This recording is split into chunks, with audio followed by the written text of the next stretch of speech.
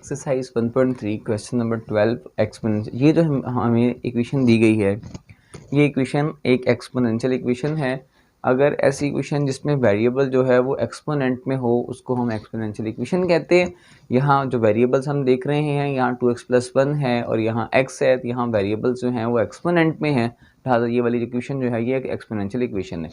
तो अब हम इसको सॉल्व करने के लिए हम एक रूल जानते हैं कि a की power m plus n is equal to a की पावर m और a की पावर n हो गया। तो यहाँ आ गया 4 डॉट 2 की पावर 2x डॉट 2 की पावर 1 माइनस 9 2 की power x plus 1 is equal to 0।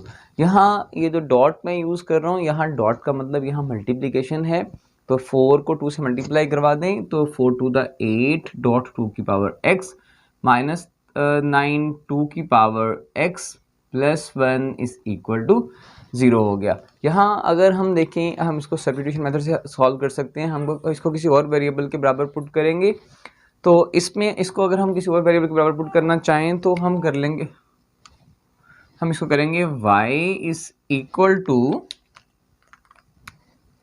2 की पावर x। अगर हम इसका स्केयर लेट और स्केयर लेंगे तो ये आ जाएगा 2x की का स्केयर इज इक्वल टू 2 की पावर 2x हो गया।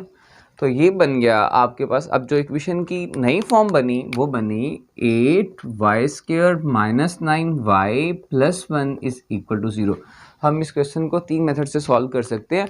हम चाहें तो इस क्वेश्चन को सॉल्व कर सकते हैं बाय क्वाड्रेटिक फार्मूला, बाय जो है वो कंप्लीटिंग स्क्वायर या बाय फैक्टराइजेशन। तीनों से ही आंसर जो है वो आपका सेम आएगा। मैं यहाँ इसको सॉल्व करूँगा बाय फैक्टराइजेशन।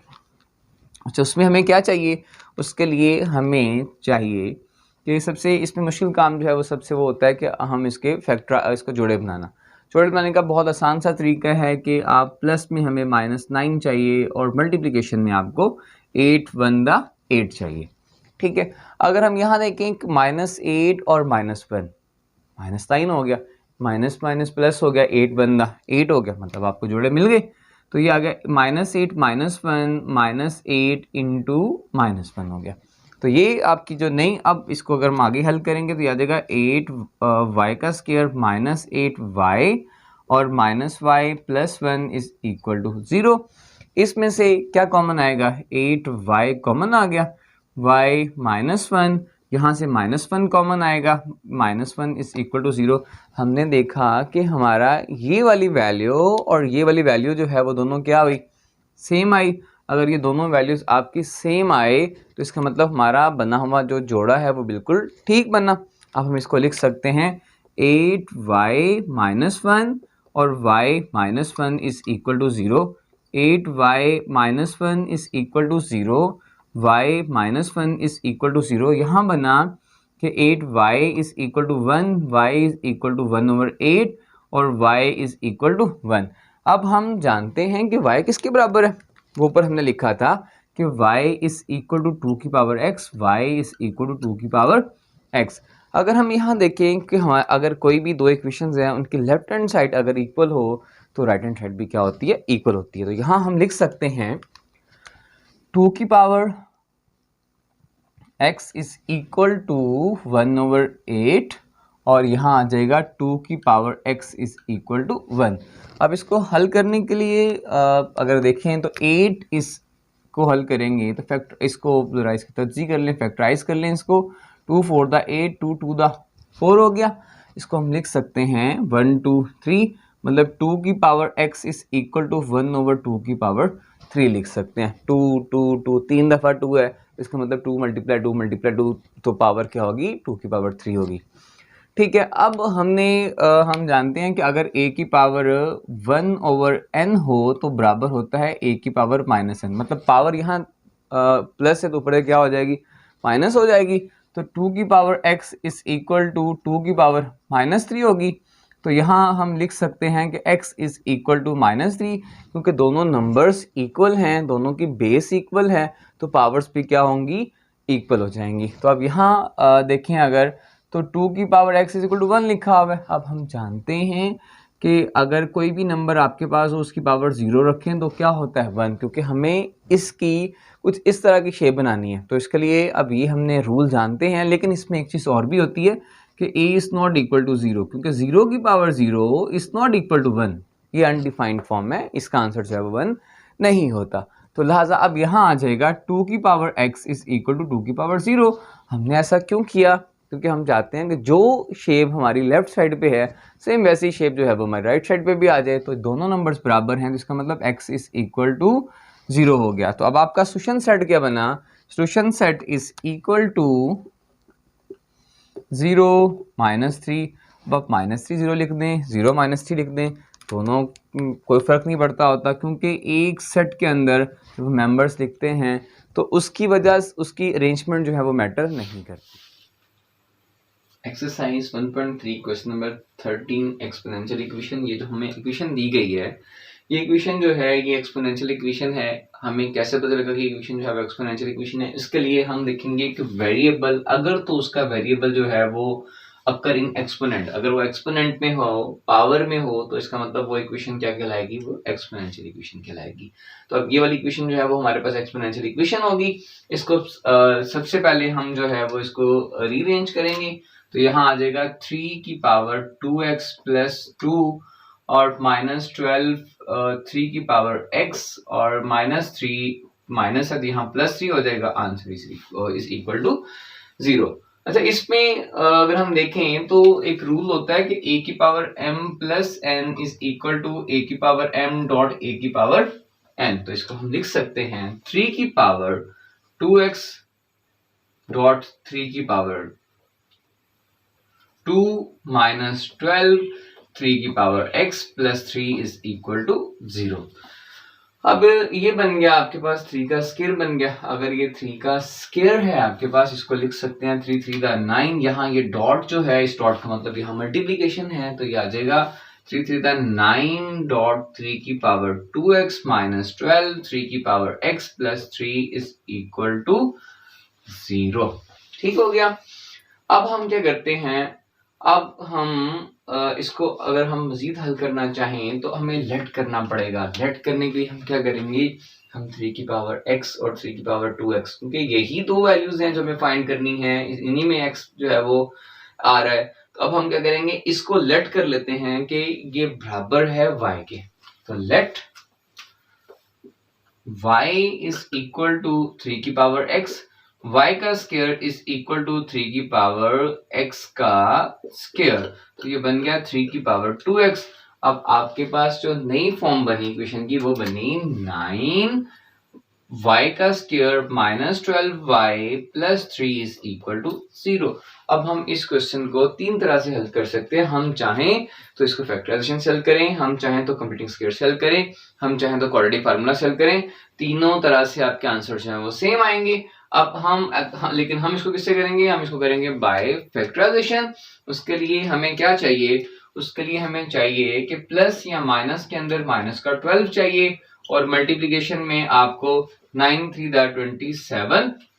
यहाँ एक बात आपको बहुत इंपॉर्टेंट बताना चलूं कि अगर कहीं कभी भी आपने ये देखना हो कि मुझे फैक्टराइज करना है, उसके लिए मुझे दो नंबर्स चाहिए, एक पेयर चाहिए, उसके लिए हमने ये देखना है कि अगर यहाँ प्लस का साइन हो या माइनस का साइन हो, पहले इसको देखना है, क्योंकि ये हमारे जो दो नंबर्स है उसको ढूंढने में बड़ी हेल्प करता है। अगर यहाँ पे प्लस का साइन हो तो एक बात कंफर्म है कि आपके जो दोनों नंबर्स आएंगे वो इस 12 से छोटे आएंगे। ये हमेशा ऐसा होता है। लेकिन अगर यहाँ पे माइनस का साइन होगा तो एक नंबर इसमें से बड़ा होगा और एक जो है वो इसमें से छोटा। दोनों बड़े भी हो सकते हैं, लेकिन कंफर्म है कि एक नंबर जो है वो बड़ा होगा। अब यहाँ अगर हम देखें तो यहाँ आपके पास प्लस का साइन है, इट्स मीन के दोनों नंबर जो हैं वो इस 12 से छोटे ही होंगे। तो अब हम इसमें से अगर देखें -9 और -3, -12 हो गया, 9 3 दा 27, मतलब आपका ये वाली कंडीशन भी फुलफिल होगी, दूसरी कंडीशन भी जो है वो भी आपकी फिल होगी। -9 -3 -9 इंटू -3, 9 3 दा 27 हो गया, माइनस माइनस प्लस हो गया, दोनों कंडीशन फुलफिल होगी। अब हम लिख सकते हैं 9y का स्क्वायर -9y -3y और +3 इज इक्वल टू 0। इनमें से 9y कॉमन आएगा। जब 9y कॉमन आएगा तो यहाँ हम लिख सकते हैं y -1, यहाँ से -3 कॉमन आ जाएगा, यहाँ आ जाएगा y -1 इज इक्वल टू 0। अगर हम इन दोनों में से माइनस कॉमन लेंगे तो इसका साइन ऑटोमेटिकली चेंज हो जाएगा। क्यों चेंज होगा? अगर हम इसको दोबारा मल्टीप्लाई कराएंगे तो यहाँ आ जाएगा -3y माइनस प्लस और 3 वन द 3, अगेन वही वैल्यू आपके पास डिलीट हो जाएंगी। अब यहाँ लिखेंगे आप 9y - 3 into y -1 is equal to 0। अगर यहाँ अब हमने देखा कि दोनों जगह पे आपके वैल्यूज जो है वो सेम आई, सेम साइन के साथ आई, इसका मतलब हमारा बना हुआ जो जोड़ा था वो बिल्कुल ठीक था।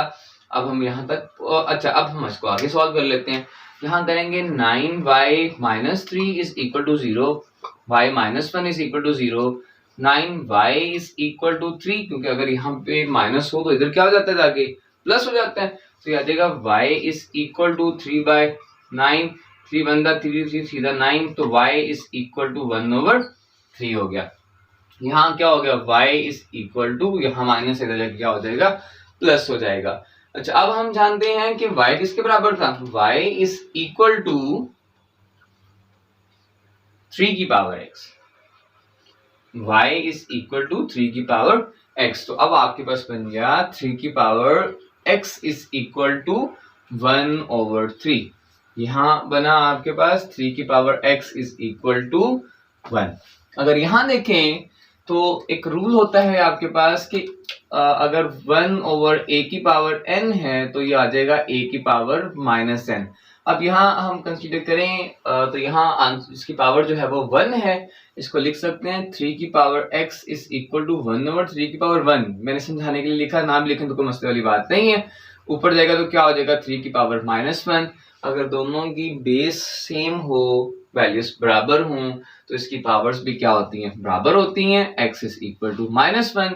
एक सोल्यूशन हमें मिल गया। इस सोल्यूशन के लिए देखें, अब मैं चाहता हूं कि ये वाली जो 1 है ये भी कुछ इस तरह की ही फॉर्म बन जाए। और हम एक चीज जानते हैं कि a की पावर जो m है या a की पावर 0 है उसका आंसर हमेशा 1 आता है, लेकिन a is not equal to 0। a 0 के बराबर नहीं होना चाहिए, क्योंकि 0 की power 0 is not equal to 1। ये तो एक अनडिफाइंड फॉर्म है, ये बराबर नहीं होता। लेकिन अगर a 0 नहीं होना चाहिए आपके पास, लेकिन हमें यहाँ क्या चाहिए, हमें तो 3 चाहिए। अब हम क्या करते हैं, 3 की power x is equal to 3 की पावर 0 लिख लेते हैं, क्योंकि 3 की पावर 0 भी क्या आएगा, 1 आएगा इस रूल के तहत। ठीक है, अब दोनों की पावर्स जो हैं वो इसकी x है, इसकी 0 है, दोनों नंबर बराबर हैं, बेस दोनों की सेम है। अब हम यहाँ लिखेंगे x इज इक्वल टू 0। तो अब आपका सोल्यूशन सेट क्या हो गया, आपका सोल्यूशन सेट हो गया 0 -1। अब आपकी मर्जी है, आप 0 पे लिख लें, आपकी मर्जी है आप जो है वो -1 पे लिख लें। तो ये आपका क्या हो गया, सोल्यूशन सेट आ गया। अच्छा, ये जो आंसर्स आपके पास है 0 और -1, अगर ये वैल्यूज आप यहाँ पुट करेंगे तो आपकी दोनों साइड्स, लेफ्ट हैंड साइड और राइट हैंड साइड का जो आंसर है वो सेम आएगा। मतलब ये जो आंसर्स हैं, ये आंसर्स आपकी इस इक्वेशन को फुलफिल करें। Exercise 1.3 question number 14। ये जो इक्वेशन हमारे पास है ये एक्सपोनेंशियल इक्वेशन है। एक्सपोनेंशियल इक्वेशन वो इक्वेशन होती है अगर उसकी जो पावर है वो उसकी पावर में क्या आना चाहिए, वेरिएबल आना चाहिए। यहाँ हम देखें कि x जो है इसकी पावर में है, यहाँ भी -x है वो भी इसकी पावर में है।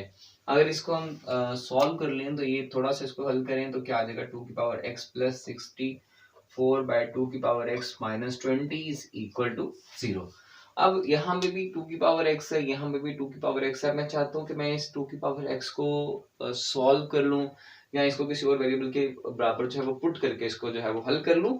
अब हम इसको पुट करते हैं, लेट कर लेते हैं, let y is equal to 2 की पावर x। तो अब ये इक्वेशन क्या बन जाएगी आपके पास, यहाँ बन जाएगा आपके पास y plus 64/y minus 20 is equal to 0। यहाँ हमने y पुट कर दिया, यहाँ भी हमने y पुट कर दिया। अब ये हमारे पास y आ गया। अगर इस पूरी इक्वेशन को मैं y से मल्टीप्लाई करवा दूं तो भी ये y नीचे वाला जो है वो खत्म हो जाएगा। अगर हम इसका एलसीएम ले लें तो भी ये y जो है वो खत्म हो जाएगा। हम इसका एलसीएम ले लेते हैं, एलसीएम में ये y आ गया, यहाँ y का स्क्वायर हो गया, प्लस 64 माइनस 20 इस y इज इक्वल टू 0। इस y को 0 से मल्टीप्लाई करवा दें तो आ जाएगा y का square plus 64 minus 20 y is equal to 0 into y। 0 से मल्टीप्लाई करेगा तो ऑटोमेटिकली खत्म हो जाएगा। इसको जरा रीअरेंज कर लेते हैं, y का square -20y plus 64 is equal to 0। अब हमें जो है इसको फैक्टराइज करना है, इसको मतलब हल करना है, तो तीन मेथड्स हैं, फैक्टराइजेशन, कंप्लीटिंग स्क्वायर या क्वाड्रेटिक फार्मूला। जो तरीका भी आप चाहें उस तरीके से आप इसको हल कर सकते हैं, लेकिन हम इसको हल करेंगे बाय फैक्टराइजेशन। अगर इसको फैक्टराइजेशन से हल करना है तो उसके लिए हमें क्या चाहिए, उसके लिए हमें दो नंबर चाहिए। क्या कंडीशन है उनकी कि जब हम उसको प्लस या माइनस करें तो माइनस का 20 आए, जब उसको ज़रब करें तो 64 है। ये बात एक बात बहुत ही इंपॉर्टेंट बात कि अगर इसको पेयर बनाने के दौरान हम देखें, अगर यहाँ पे आपके पास प्लस का साइन हो तो एक बात कंफर्म है कि जो हम दो नंबर्स लेंगे वो दो नंबर इस 20 से छोटे होंगे। लेकिन अगर यहाँ माइनस होगा तो आपके दोनों नंबर्स जो हैं वो एक नंबर इस 20 से मतलब इस वाले नंबर से बड़ा हो जाएगा, एक जो है वो इससे छोटा। दोनों बड़े भी हो सकते हैं लेकिन दोनों में से एक बड़ा होना मस्ट है। लेकिन अगर यहाँ पे प्लस का साइन हो तो दोनों नंबर इससे छोटे ही, हमने छोटे ही सर्च करने, हमने बड़े वाले की तरफ जाना ही नहीं है। ठीक है, ये साइन हमें ये गाइड करता है कि हमें जो नंबर्स हैं वो बड़े लेने हैं कि छोटे लेने हैं। ठीक है, अब यहाँ पे अगर देखें -16 और -4, अब -16 जो है वो भी 20 से बड़ा है, छोटा है, और जो 4 है वो भी छोटा है। तो -16 -4, 16 16 4 दा 64 हो गया, और 16 और -4 माइनस का 20 हो गया। तो आपकी वो जो दोनों कंडीशंस हैं इन दो नंबर से, उन दोनों कंडीशंस फुलफिल की। अब यहाँ बन जाएगा y का square -16y -4y plus 64 is equal to 0। यहाँ क्या कॉमन आएगा, यहाँ कॉमन इन में से y आ जाएगा, y -16 हो गया, -4 कॉमन आ जाएगा, y माइनस जो है वो 16 हो गया, क्योंकि 16 4 दा जो है वो 64 होता है। ठीक है, यहाँ इसको अगर हम अगेन मल्टीप्लाई करेंगे तो यहाँ 4y हो जाएगा, माइनस माइनस प्लस 4 16 दा 64। अब ये बन गया y -4 into y -16 is equal to 0। हमने देखा कि इन दोनों जगह पे आपके जो नंबर्स आए वो सेम आए, सेम साइन के साथ आए। इसका मतलब हमारा जो ये दी हुई वैल्यूज है वो बिल्कुल ठीक है, मतलब हमारा जो जोड़ा बना हुआ था वो ठीक है। अब हम क्या करते हैं, y -4 is equal to 0, y -16 is equal to 0, y is equal to 4 and y is equal to 16 हो गया आपका। अब हमने ऊपर क्या लिखा हुआ है, हमने लिखा y इज इक्वल टू 2 की पावर x है, y इज इक्वल टू 2 की power x, y is equal to 2 की पावर x। तो हम एक चीज जानते हैं कि अगर लेफ्ट हैंड साइड जो है वो इक्वल हो तो राइट हैंड साइड भी क्या होती है, इक्वल होती है। तो यहां बन जाएगा 2 की power x is equal to 4, 2 की power x is equal to 16। देखिए 2 की power x is equal to 4, 2 की power x is equal to 16 हो गया। अब 4 को अगर हम लिखना चाहें तो ये बराबर होता है 2 टू द 4, इसको लिख सकते हैं हम 2 की power x is equal to 2 की पावर 2। दोनों की बेस सेम है, पावर्स को हम इक्वल मान लेते हैं, पावर्स जो है इक्वल होती हैं, x इज इक्वल टू 2, एक आंसर हमारे पास आ गया। अब 16 है, पहले 16 को हल कर लेते हैं। 2 8 दा 16, 2 4 दा 8 और 2 2 दा कितना हो गया, 4 हो गया। इसको हम लिख सकते हैं 2 की पावर 4। तो ये आ गया 2 की power x is equal to 2 की पावर 4। बेस सेम है, पावर क्या हो जाती है, इक्वल होंगी। तो आपका सॉल्यूशन सेट आ गया, solution set is equal to 2 और 4। तो ये आपका सॉल्यूशन सेट है। ये जो दो वैल्यूज आई हैं, ये वैल्यूज अगर आप इस जगह पे पुट करेंगे तो आपका आंसर जो है वो एक्यूरेट आएगा।